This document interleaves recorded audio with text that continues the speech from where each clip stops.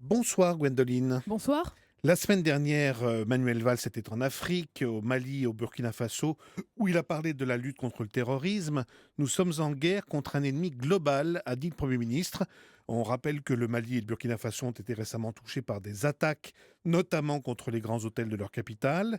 Et ces attentats, Gwendoline, ont mis un de leurs voisins en état d'alerte, le Sénégal, un pays toujours épargné jusqu'à présent par le terrorisme, mais qui sait que la donne est en train de changer. Ah oui, absolument. Aujourd'hui, le Sénégal est clairement dans l'œil des djihadistes. Toutes les sources vous le disent, c'est même une cible de choix, une cible majeure pour des groupes. Alors, l'organisation État islamique ou Al-Qaïda, les raisons, elles sont assez simples. Le Sénégal, c'est le pays stable de la région. C'est le pays que l'on cite aussi souvent comme un modèle démocratique parce qu'il y a une véritable alternance politique.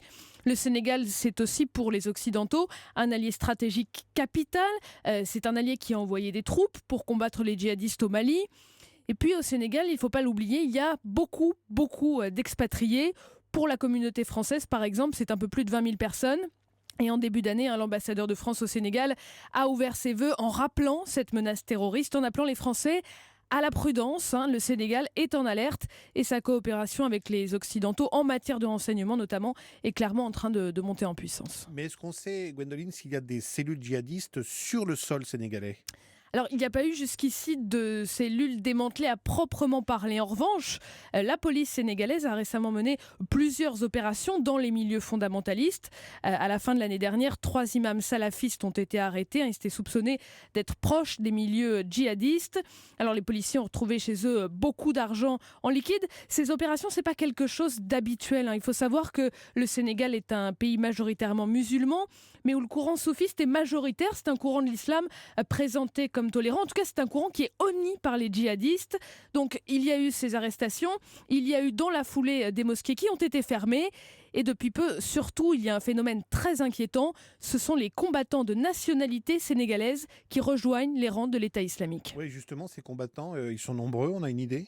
Alors, pour l'instant, on estime qu'ils sont un petit peu plus de 30, quelques-uns en Irak et en Syrie, mais la plupart sont en Libye, dans la ville de Sirte. La ville de Sirte, c'est vraiment le bastion de l'État islamique dans le pays. Alors, une trentaine, ça peut sembler peu, mais ils sont clairement dans l'optique d'inciter beaucoup d'autres Sénégalais à les rejoindre. C'est ça qu'il faut voir. En fait, ils ont une vraie capacité de recrutement, un potentiel, bien plus que n'importe quel autre groupe, n'importe quelle autre nationalité.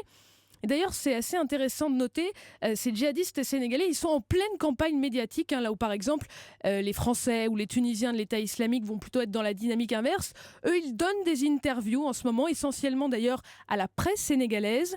Ils parlent alors de leur vie sur place, des raisons de leur départ, de leurs pratiques religieuses. Et ce qui est frappant, c'est qu'à chaque fois ou presque, ils appellent leurs compatriotes à suivre le même chemin. Et à chaque fois ou presque, ils désignent leur pays, le Sénégal, comme une cible légitime. En revanche, les autorités sénégalaises sont beaucoup plus discrètes. Est-ce qu'on sait comment réagit l'État sénégalais? Alors, l'État sénégalais, clairement, il est conscient de la menace. Plusieurs habitants de la capitale vous disent par exemple qu'il y a plus de forces de l'ordre, qu'il y a plus de contrôle. Cela étant dit, c'est vrai qu'ils préfèrent rester discrets. Et d'ailleurs, assez récemment, le président du Sénégal, Macky Sall, s'est agacé.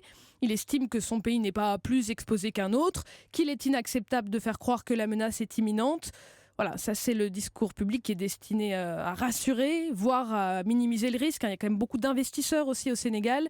Mais malheureusement, ce n'est pas vraiment l'avis des spécialistes qui travaillent sur les questions sécuritaires en Afrique de l'Ouest notamment. Le Sénégal, nouvelle cible des djihadistes, l'éclairage de Gwendoline de Bono. Merci Gwendoline. Merci.